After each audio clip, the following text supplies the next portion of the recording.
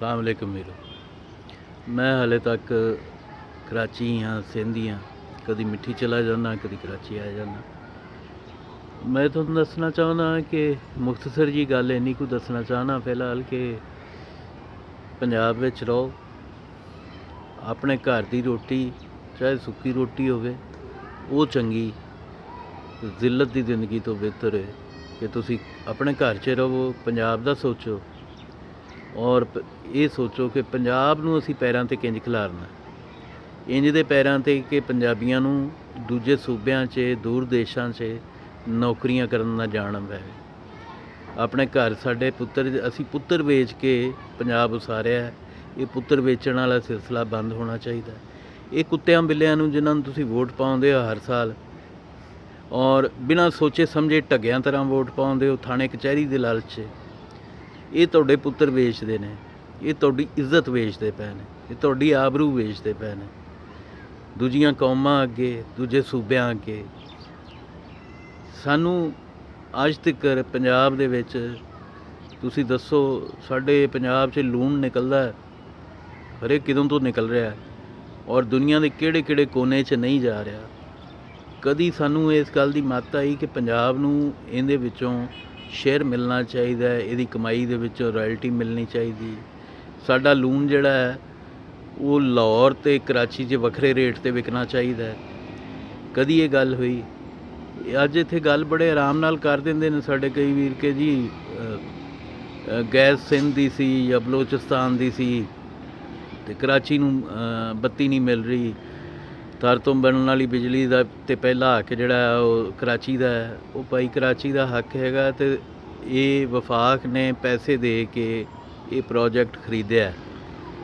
तुसी अपने हाथ पावर का सिलसिला तुसी अपने हाथ लै लेंदे और तुसी सिंध तिकर महदूद कर देंदे, सानू तो कोई इतराज़ नहीं। मैं तो हर पंजाबी नूं कहांगा कि इत्थे दलित बनन की बजाय ना, दलित साडे पंजाबियां नूं नहीं समझ आउणी दलित किहनूं आंदे ने।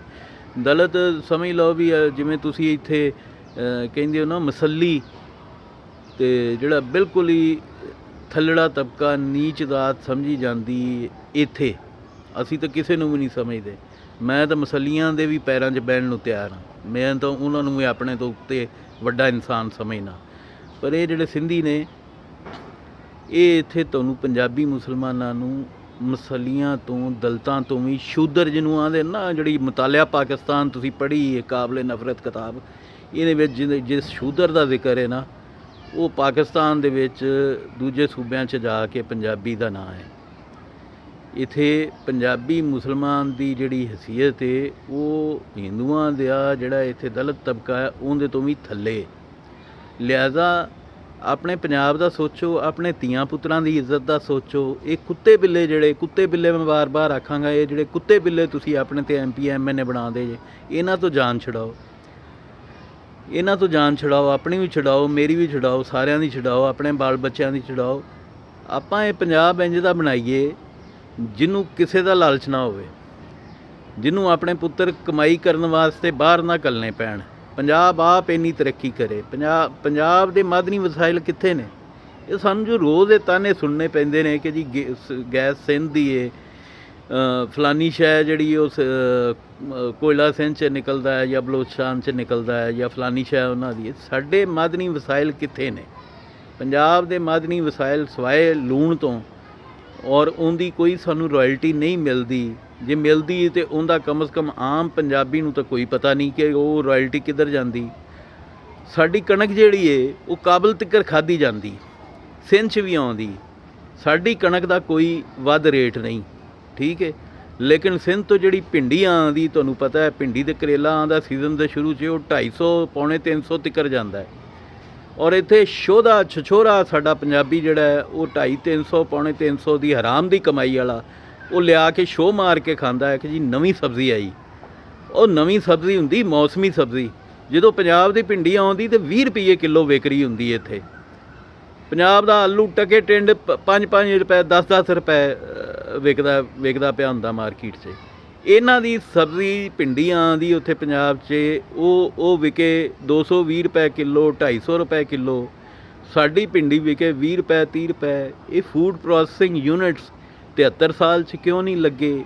ਇਹ ਮੀਆਂ ਨਵਾਜ਼ ਸ਼ਰੀਫ ਨੇ ਜਿਹੜੀ ਬਹੁਤ ਤਰੱਕੀ ਕਰਾਈ ਸੀ ਪੰਜਾਬ ਨੂੰ, ਮੋਟਰਵੇ, ਔਰ ਇਹ ਵਾਹਿਯਾਤ ਕਿਸਮ ਦੀ ਜ਼ਹਿਨੀਅਤ ਨਾਲ ਕਿ ਜੀ ਓਵਰ ਹੈਡ ਬ੍ਰਿਜ ਬਣ ਗਿਆ, ਮੋਟਰਵੇ ਬਣ ਗਿਆ, ਇਹਨਾਂ ਦੀ ਕਮਾਈ ਕਿੱਥੇ ਜਾ ਰਹੀ? ਮੈਨੂੰ ਤੁਸੀਂ ਦੱਸੋ। ਇਹ ਖੂਹ ਦੀ ਮਿੱਟੀ ਖੂਹ 'ਚ ਹੈ। ਇਹੋ ਤੁਸੀਂ ਮੋਟਰਵੇ ਦੇ ਉੱਤੇ ਟੈਕਸ ਦੇ ਕੇ ਤੇ ਉਹ ਵਾਪਸ ਦਿੰਦੇ ਪਏ 4 ਗੁਣਾ।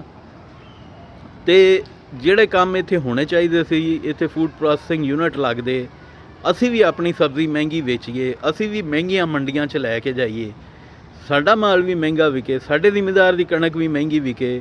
ਪੰਜਾਬ ਦੀ ਕਣਕ ਦੀ ਕੁਆਲਿਟੀ ਦੀ ਕਣਕ ਪੂਰੀ ਦੁਨੀਆ 'ਚ ਕਿਸੇ ਖਿੱਤੇ 'ਚ ਨਹੀਂ ਪਾਈ ਜਾਂਦੀ। ਸਿੰਧ ਦੀ ਕਣਕ ਖਾਣ ਵਾਲੀ ਨਹੀਂ ਹੁੰਦੀ, ਚਾਵਲ ਇੱਥੇ ਖਾਣ ਵਾਲਾ ਹੀ ਨਹੀਂ ਹੁੰਦਾ, ਮੋਟਾ ਚਾਵਲ ਬਣਦਾ।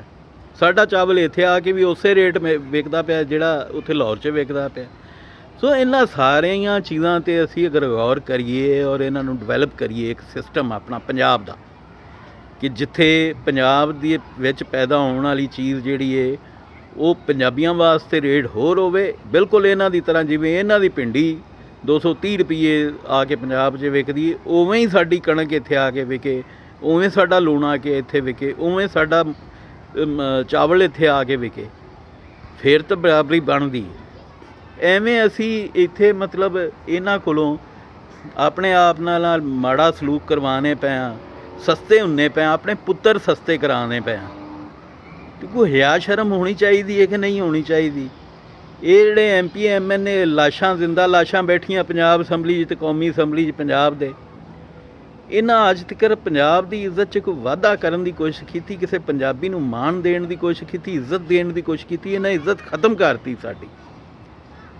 ਮੈਂ ਵੇਖਣਾ ਪਿਆ ਇੱਥੇ ਜੋ ਹਾਲਤ ਹੈ, ਕੋਈ ਪਾਕਿਸਤਾਨ ਵਾਲੀ ਗੱਲ ਨਹੀਂ ਜੇ, ਠੀਕ? ਇਹ ਸਿਰਫ ਪਾਕਿਸਤਾਨ ਵਸਦਾ ਪੰਜਾਬ 'ਚ, ਔਰ ਪੰਜਾਬੀਆਂ ਨੂੰ ਗੁਲਾਮ ਰੱਖਣ ਵਾਸਤੇ, ਉਹਨਾਂ ਦੇ ਪੁੱਤਰਾਂ ਨੂੰ ਨੌਕਰ ਰੱਖਣ ਵਾਸਤੇ, ਤਾਂ ਕਿ ਧੀਆਂ ਭੈਣਾਂ ਦੀ ਇੱਜ਼ਤਾਂ ਤੱਕ ਮਹਿਫੂਜ਼ ਨਹੀਂ ਹੁੰਦੀਆਂ ਪੰਜਾਬ ਤੋਂ ਬਾਹਰ।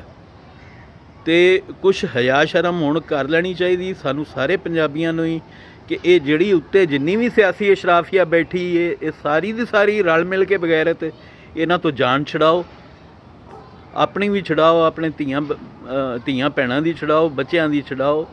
ਇੱਕ ਇੱਜ਼ਤਦਾਰ ਪੰਜਾਬ, ਜਿਹਦੇ ਪੁੱਤਰਾਂ ਦੀ ਇੱਜ਼ਤ ਹੋਵੇ, ਜਿਹਦਾ ਮਾਣ ਹੋਵੇ। ਹਰ ਕੁੱਤਾ ਬਿੱਲਾ ਜਿਹੜਾ ਉਹ 2 ਟਕੇ ਦਾ ਬੰਦਾ ਉੱਠ ਕੇ ਪੰਜਾਬੀਆਂ ਨੂੰ, ਪੰਜਾਬ ਨੂੰ ਗੱਲ ਕਰ ਦਿੰਦਾ।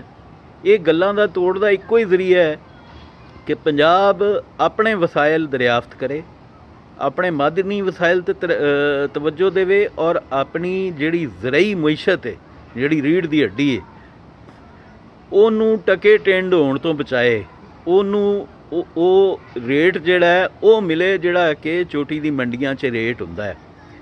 ਇਹ ਨਹੀਂ ਕਿ ਪੰਜਾਬ ਦੀ ਸਬਜ਼ੀ ਆਈ ਅਤੇ ਉਹ ਵੀ ਸਸਤੀ ਵਿਕਣੀ ਹੈ, ਪੰਜਾਬ ਦੀ ਮੂੰਜੀ ਆਈ ਅਤੇ ਉਹ ਵੀ ਸਸਤੀ ਵਿਕਣੀ ਹੈ, ਅਤੇ ਪੰਜਾਬ ਦੀ ਕਣਕ ਆਈ ਅਤੇ ਉਹ ਵੀ ਸਸਤੀ ਵਿਕਣੀ, ਅਤੇ ਲੂਣ ਵੀ ਸਸਤਾ ਵਿਕਣਾ ਹੈ। ਇਹ ਸਭ ਕੁਝ ਸਿਆਸਤਦਾਨਾਂ ਦੀ ਵਜ੍ਹਾ ਤੋਂ ਹੈ, ਔਰ ਸਾਡੇ ਆਪਣੇ ਪੰਜਾਬ ਦੇ ਸਿਆਸਤਦਾਨਾਂ ਦੀ ਵਜ੍ਹਾ ਤੋਂ ਹੈ। ਅਸੀਂ ਇਨਸ਼ਾ ਅੱਲਾਹ ਤਾਲਾ ਅੱਗੇ ਵਧਾਂਗੇ। ਅਸੀਂ ਪੰਜਾਬ ਨੂੰ ਇੱਥੇ ਫੂਡ ਪ੍ਰੋਸੈਸਿੰਗ ਯੂਨਿਟਸ ਲਾਵਾਂਗੇ।